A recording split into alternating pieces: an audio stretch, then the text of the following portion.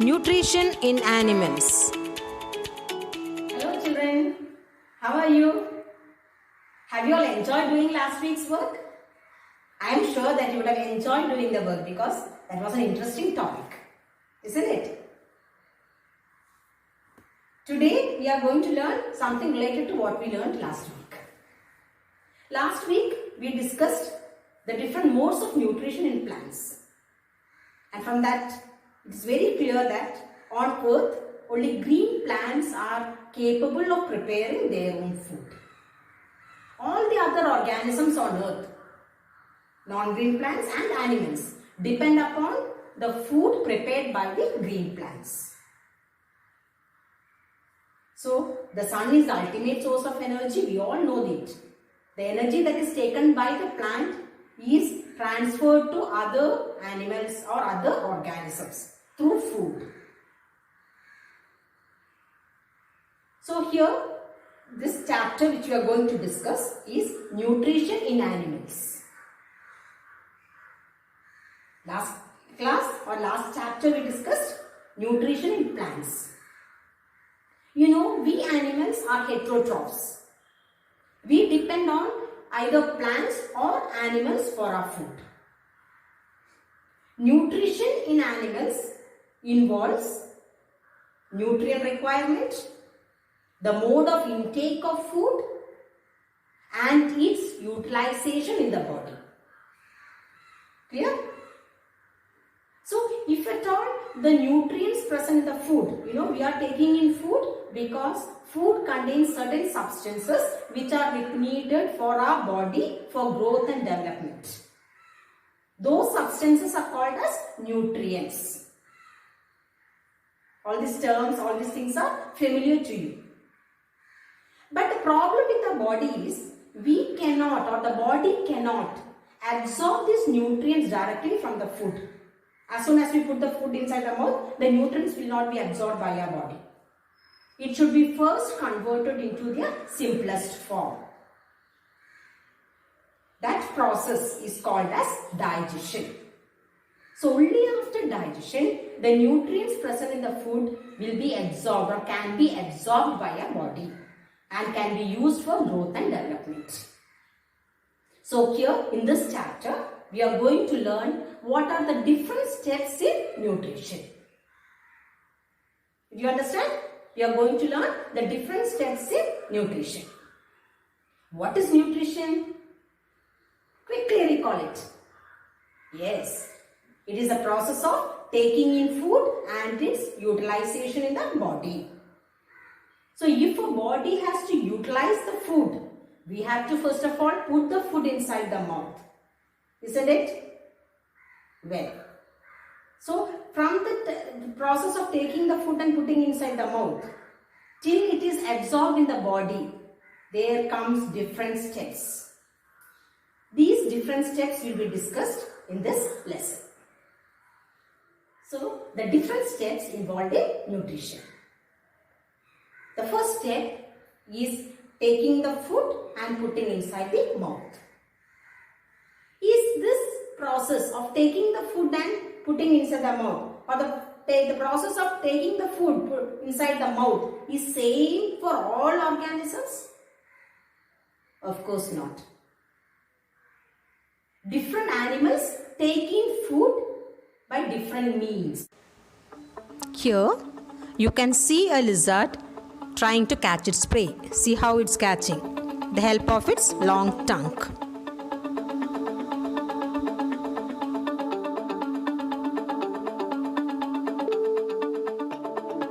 You can see how a chameleon is trying to catch its prey.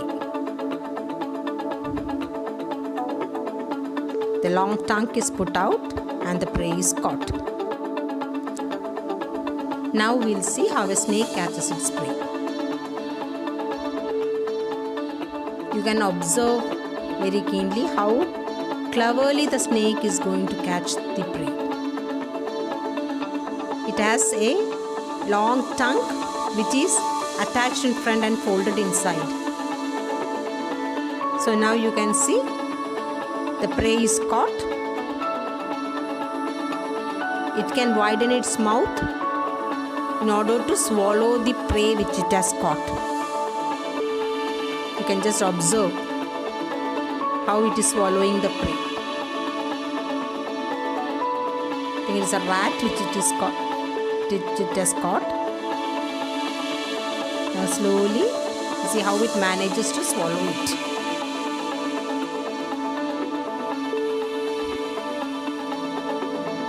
I think it has caught a rat, and you can see how it is swallowing it.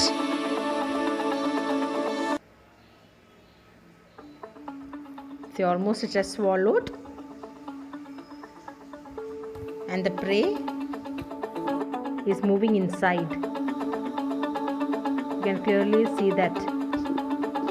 From this, it is clear that ingestion is different in different organisms.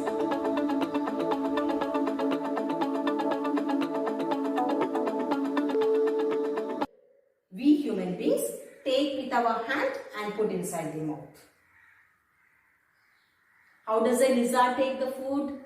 Does it take with the hand? No.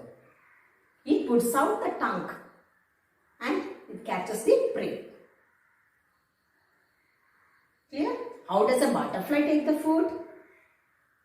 With the help of the proboscis. It puts the proboscis inside the flower and sucks the nectar. So the process of taking in food is called as ingestion. The first step in nutrition. Nutrition is the process of taking in food and its utilization in the body. So if the food has to be utilized in the body, first of all we have to put the food inside the mouth, isn't it? So that is the first step. So the first step is called ingestion. What is ingestion? The process of getting and putting the food inside the mouth. Second, once the food is put inside the mouth, what happens? What will you do if you put the food, after you put the food inside the mouth? Just think. Yes, you bite with your teeth.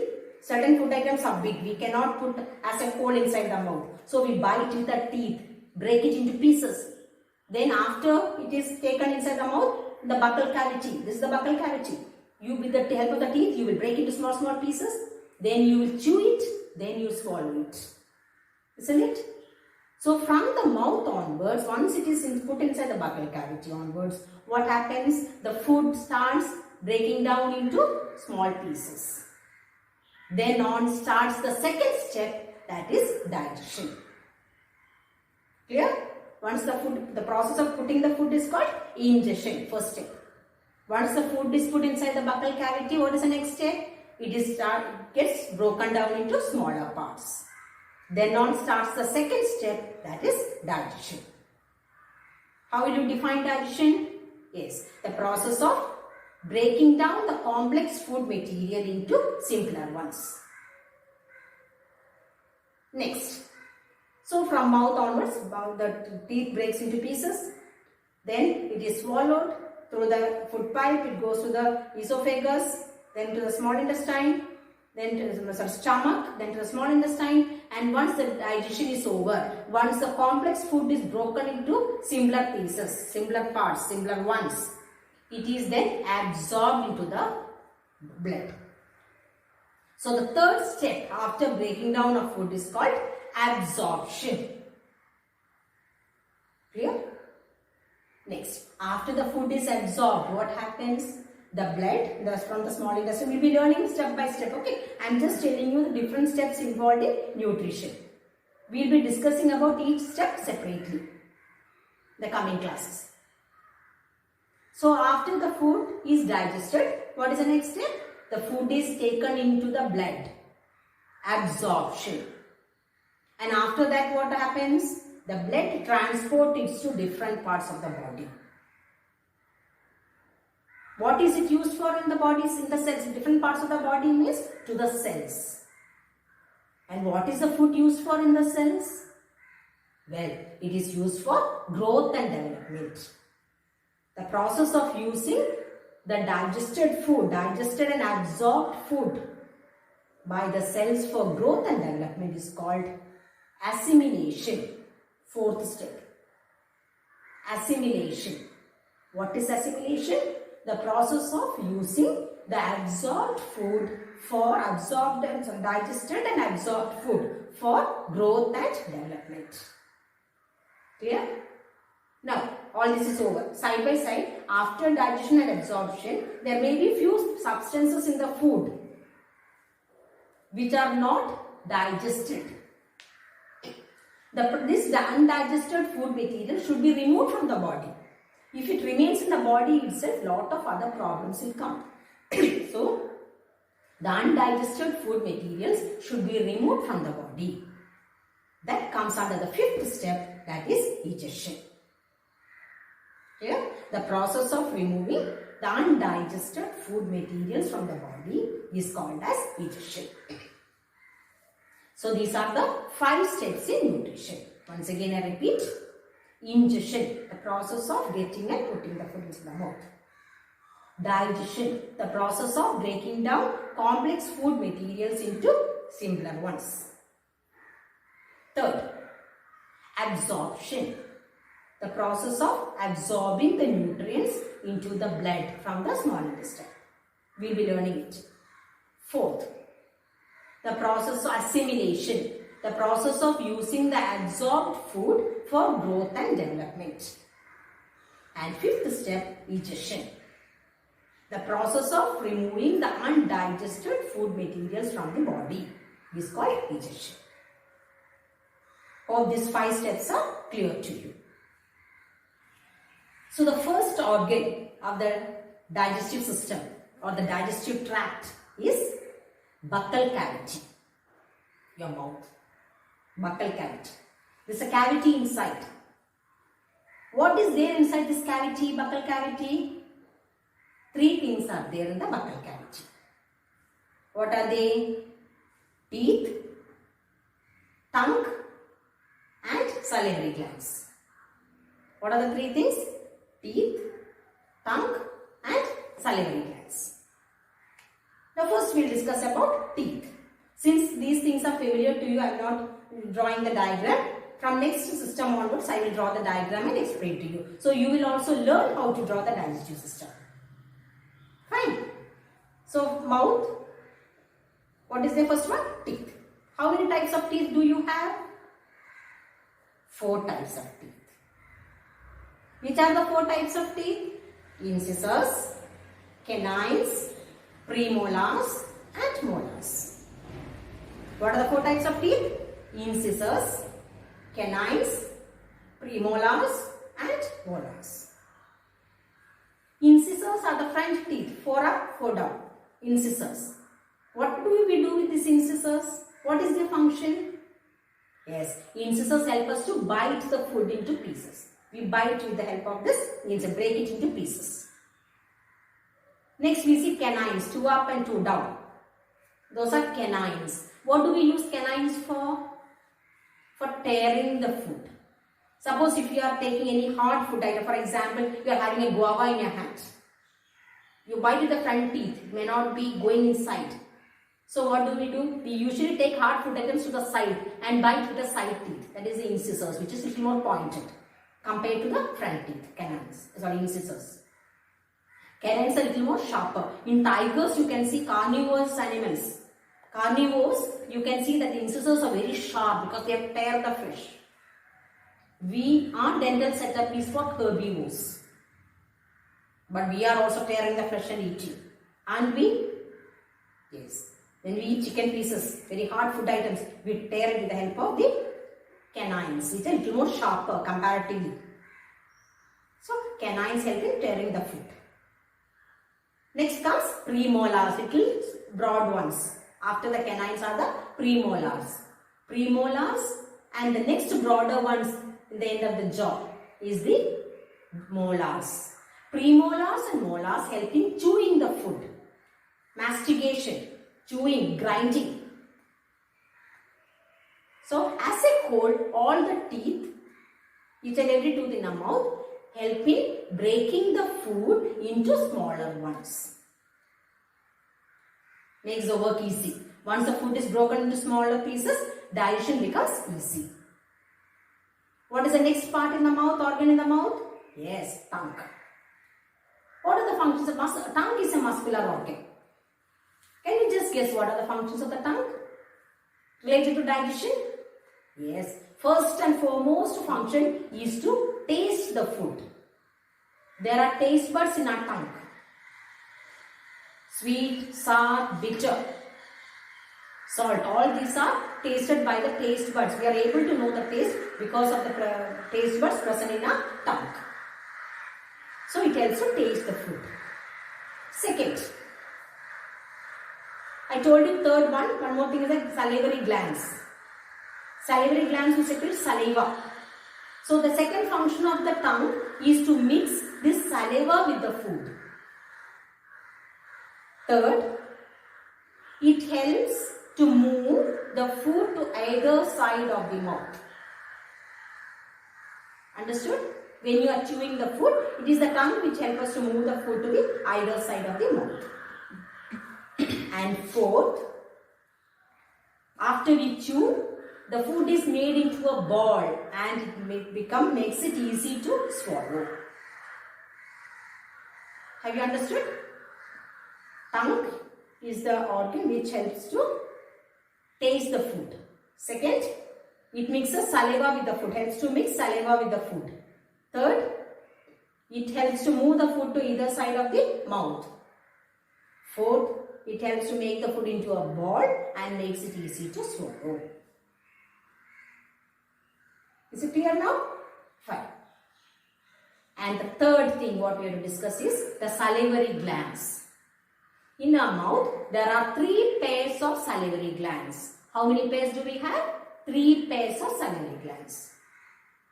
These salivary glands will produce a secretion called saliva. What is the secretion called? Saliva. Saliva contains salivary amylase. It is an enzyme. Enzyme is a new term to you.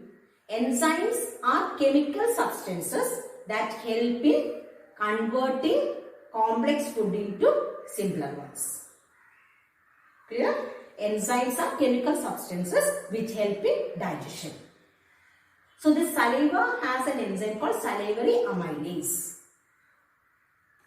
So salivary amylase will digest carbohydrate, which help in digesting carbohydrate and converts it into sugars. Have you understood? In the mouth, there are 3 pairs of salivary glands. Salivary glands will secrete saliva. Saliva will digest which part of which nutrient in the food? Yes, carbohydrate. What is the simplest form of carbohydrate? Sugar. So, carbohydrate is digested and converted into sugar. I will tell you a small example for you to understand. You take plain rice without adding curry or vegetables. Take a small bowl of plain rice. Put it into your mouth. Just chew it for some time. What taste do you feel? Sweet. Just try it. If you have not experienced, just try it. You take rice flakes. Rice flakes you can take, put it inside the mouth and then chew it for some time. First it is very dry. Once you start chewing, saliva will get mixed with the rice flakes and becomes wet. When you chew it for 1 or 2 minutes, you will get a sweet taste. How have you got that sweet taste? How did you get that sweet taste? Well, it is because the carbohydrate present in rice is converted into sugar by the mixing of saliva. I am going to stop with this topic. We have completed only digestion in the mouth. I am not going to take the whole thing today, then it will be a burden for you. You won't be able to understand everything properly and study it. There is an activity in your test to understand the presence of starch or glucose in the food. Actually, it is starch test. For that, you have to take 2 test tubes. One test tube will take a spoon of boiled rice. And the test tube, you will chew the boiled rice for 3 to 5 minutes. And then you will take it in the second test tube. To this, you add 5 ml of water shake it well. And to this solution, add 1 or 2 drops of iodine. Test tube A has carbohydrate and so it turns into blue-black. Already I have learned starch test. But when iodine is added to the second test tube, where the chewed food is put, it will not turn to blue-black. It shows that once you chew, the carbohydrate is converted into sugar. With that, the first part of the chapter, first topic is over. I will show you a small video so that what you have learned will be understood better. Can be understood better. Hope you have understood. Today we have discussed only few things. That is ingestion, digestion, absorption, assimilation and digestion. The 5 steps in nutrition. And what happens to the food in the mouth. The questions will be given in the slide at the last. Copy those questions as into the notebook. Take a new page. Leave 1 page after the first chapter. That is 2 sides. If at all anything is wrong or you have to rewrite, you can write in those pages. After that, take a fresh page, write the date, write the name of the chapter, draw a double line, write the name of the chapter and write down all the question and answer in the notebook in front itself. You have to read the textbook and write the notes. I won't be giving you answers, everything is there in the text.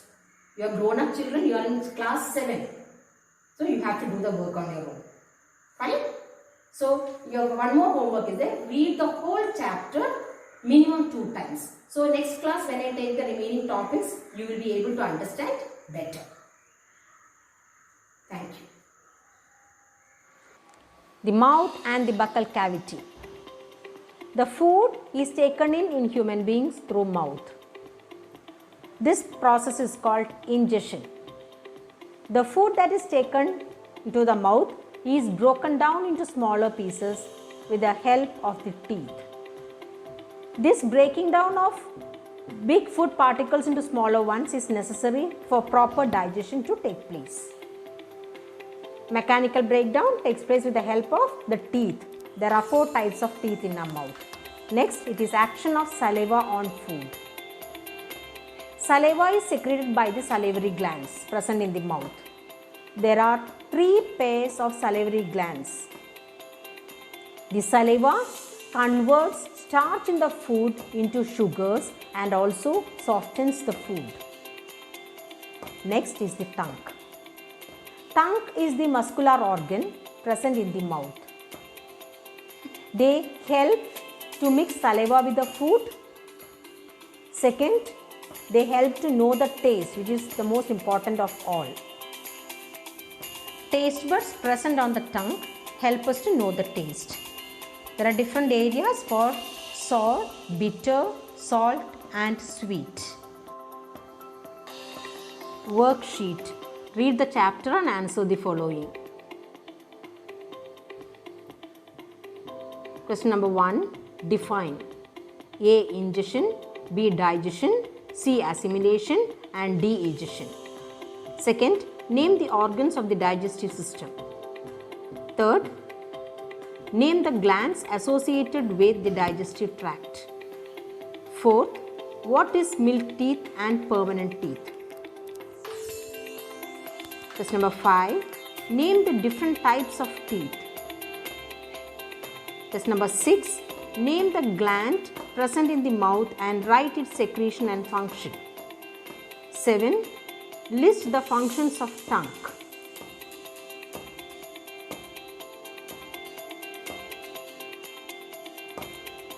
Last class I had told you to write the answer for question number 13 from chapter 1 in your rough notebook or at the back of the notebook. Hope you would have written it. Now you may please check your answer. If it is wrong, you may rewrite it. The question is, why do farmers grow many fruits and vegetable crops inside large greenhouses? What are the advantages to the farmers? Farmers grow many fruits and vegetables inside large greenhouses because greenhouse protects the plants from the climatic conditions outside and gives it suitable temperature for growth. Some of the advantages are, they help to increase the yield. Second, they protect the plant from many diseases and pests.